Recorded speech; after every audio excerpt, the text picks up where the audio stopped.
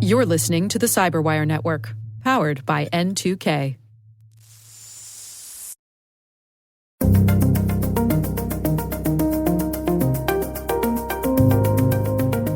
Uh-oh, Nammy. Flim flam alert.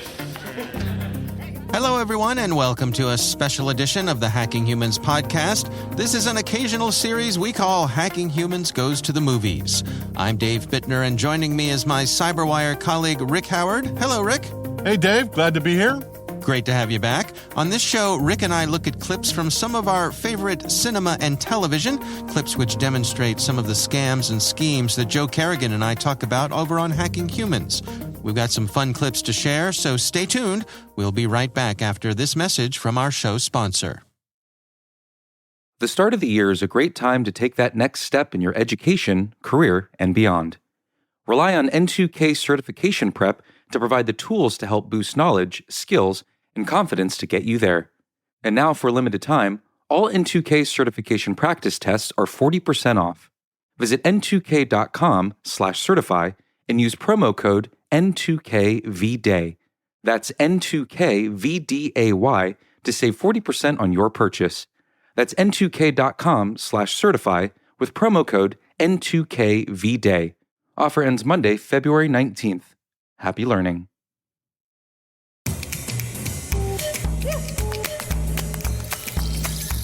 My clip this week comes from a regular Hacking Humans listener, Steve Bolton, who sent us an email saying, quote, "I guarantee, or your money back, that you'll love Hustle. It's a BBC TV series about a crew of con artists playing the long con," end quote.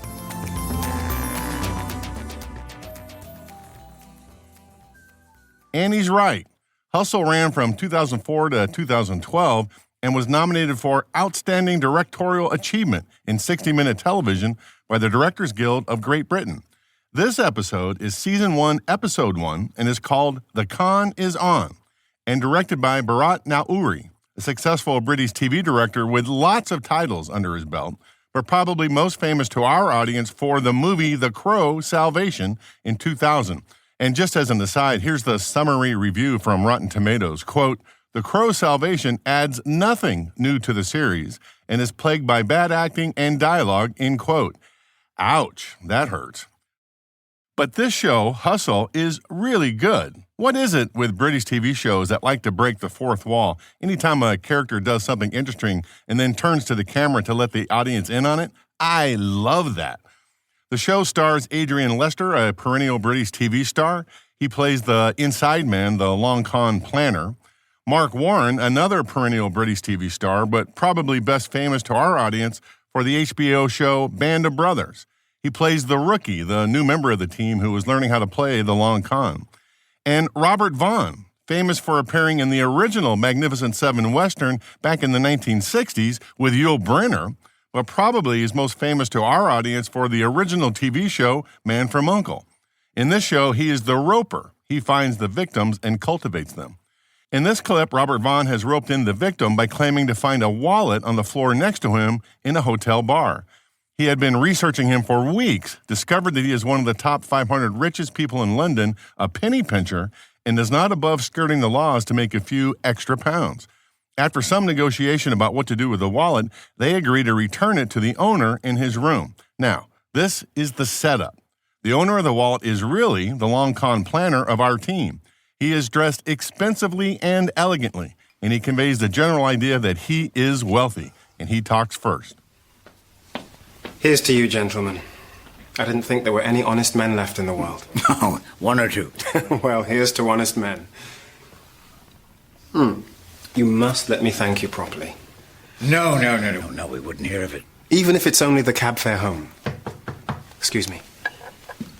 At this point, there's a knock on the hotel room door. A man hands over a briefcase to the long con planner, who makes a big point to open it in plain view of his two guests, showing a stack of money, and then closes the briefcase, dismisses the man, and places it on an end table between him and his two guests, the roper and the victim.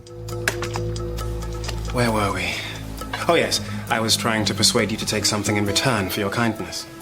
You know, it's a strange state of affairs. One chap can't do a favor for another without money rearing its ugly head. And who knows, one day he may be in a position to do something similar for us. You know, I just might. Look, I have a suggestion. A business associate has asked me to make a small investment for him tomorrow. If you allow me, I'll put in, say, £500 for you. I'll take the 500 back. You just get to keep the profit. Well, it'll have cost me nothing, but at least I'll feel happier knowing I've done something. Well, that sounds very generous. So this is brilliant. The long con planner tells the victim that as a token of thanks and at no cost to him, he will make an investment for him. So later, after a few days, they all meet again. As promised, gentlemen, I invested the £500 on your behalf, and this is the return. I hope you're not disappointed. Oh, it must be £1,000 then. 1,950 to be precise. Oh, that's quite a return. Yeah, I've had worse. Made quite a killing yourself, I'd wager, huh? So shoot me. Now, forgive me for prying, but I get the feeling there was little or no risk in this particular investment. No risk whatsoever. So, if you'll excuse me, gentlemen, I do have a meeting. Wait, I mean, why don't we, go again? Again? Mm-hmm. Certainly, Mr. Hamilton has been more than generous. Thank you. The victim here is about ready to walk out the door with his cash. It looks like the long con has failed. But then the rookie knocks on the door. All right, love, it's the end. Excuse me. All right, good to see you again. Excuse me, gentlemen. How are you? All right? Mr. Hamilton, I'm going to shake you by the hand. You are a very, very great man, and I'm sorry that I ever doubted you. But when I gave you that money, I did, for 1 second, consider the possibility that you could have been, I can't even say it. No, go ahead, please. Get it off your chest. I thought you could have been one of those con men. I'm not going to see me money or him ever again, you know what I mean? Yeah, then bang! Suddenly, 400% return, just like that. Straight off. Unbelievable. I need a drink. Scotch, please, darling. I'm sorry, gentlemen. This is Mr. Redford, a client of mine. Mr. Redford, this is Tony Monroe. Pleasure, Tony. Mr. Redford. And Peter Williams. Peter, how do you do? Well, I'm ready to go again, but this time I want to go bigger. Fine, but this is neither the time nor the place to... Well, I'm ready. Helen, perhaps you'd like to show Tony and Peter out? No, wait. I mean, if there is another deal up for grabs, well, I'd like to hear about it. And there you have it.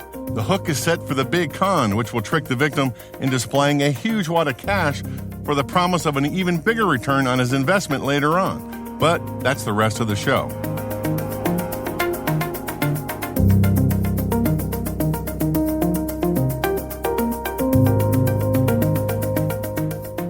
Wow, Rick, that is a fun clip for sure. Did you know about that show, for... Dave? Did you know about it before? I had never heard of it before. Yeah. No, I hadn't, but I'm going to check it out.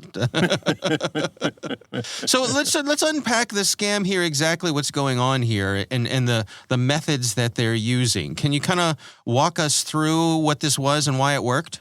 Yeah, I think there's a couple of layers there, right? The first one, okay, in the bar, in the initial part of the scene, when Robert Vaughn pretends that he finds the wallet full of cash at the bar, asks the victim, was it his? That kind of sets the small hook into him, right? And plays into it and he knows, because he's been researching him all that time, that the guy is the kind of person that would just take the money if it was up to him, right? So that's the first part, right? Mm-hmm. And then they kind of do it over and over again, right? The middle part of this, when the planner says, "Hey, I'm just going to give you some cash because you were nice to me," there was no risk in the victim at all. All he had to do is see if it would play out. So the next day when they came back and he hands them the cash, he's about ready to walk out the door.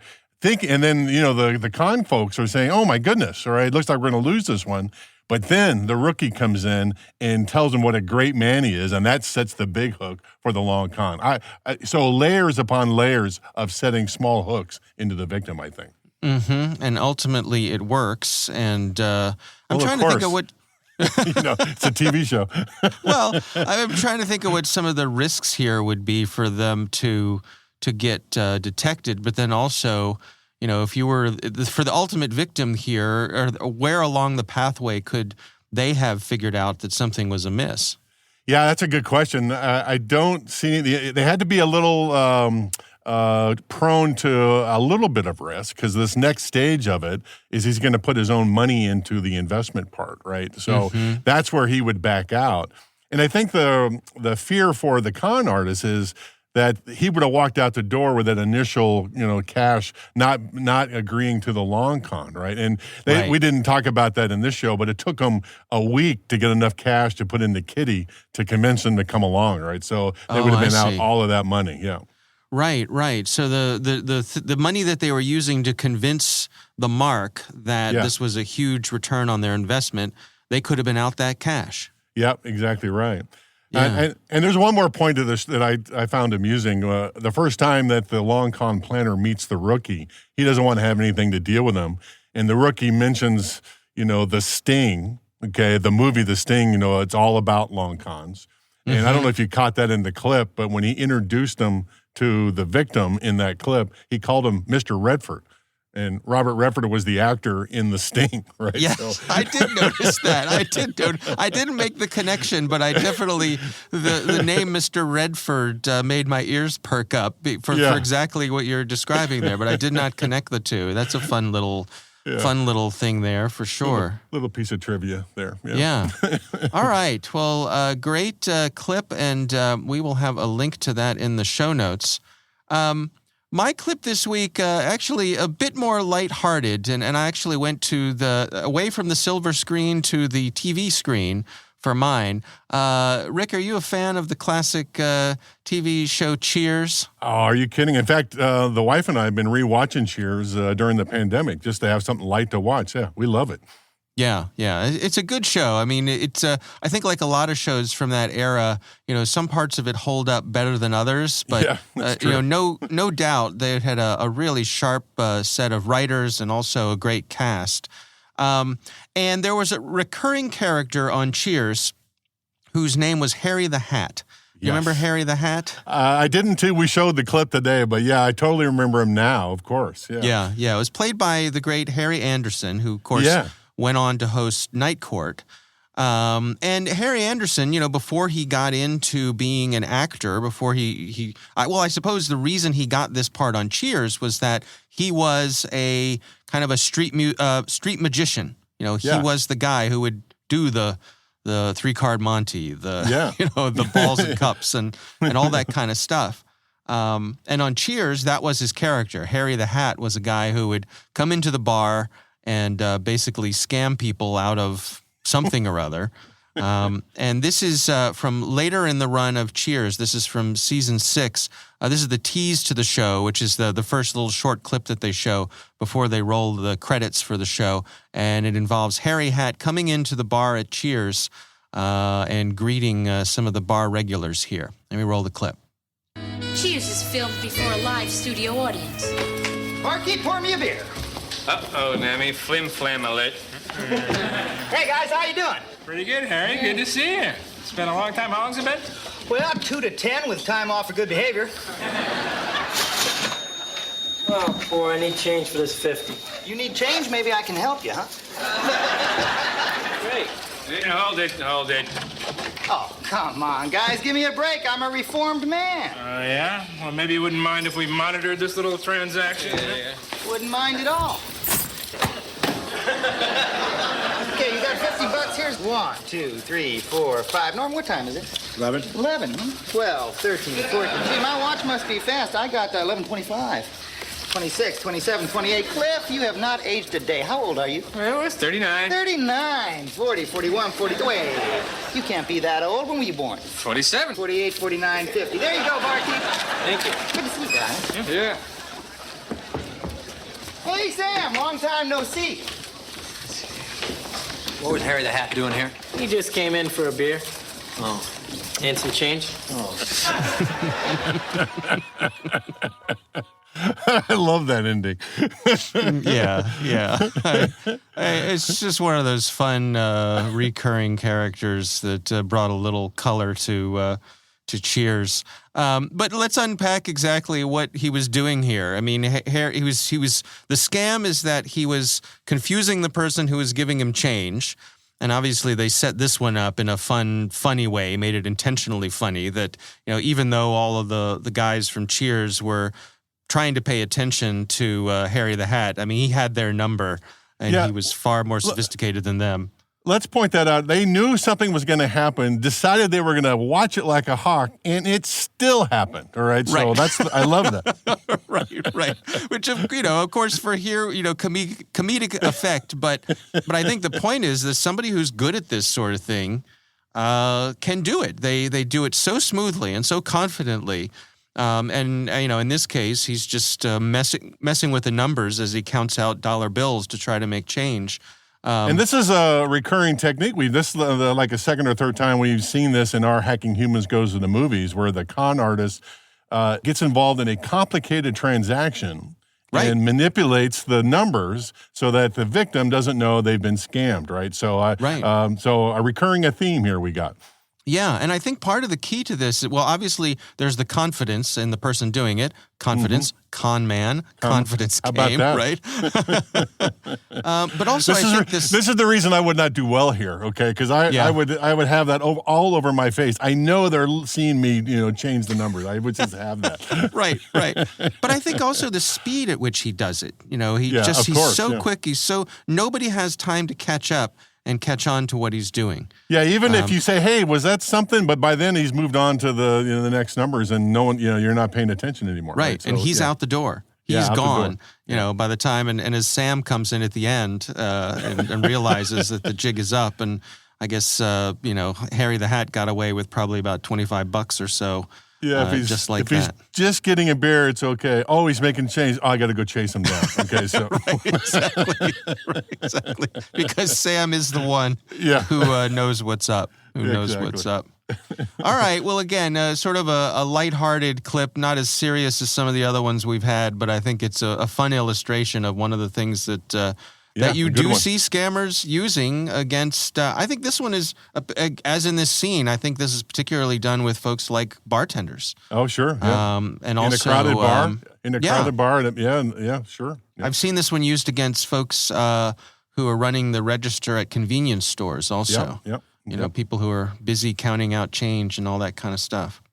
All right. Well, we will have a link to that clip in the show notes as well. We want to thank all of you for listening. That is our show. We want to thank the Johns Hopkins University Information Security Institute for their participation. You can learn more at isi.jhu.edu.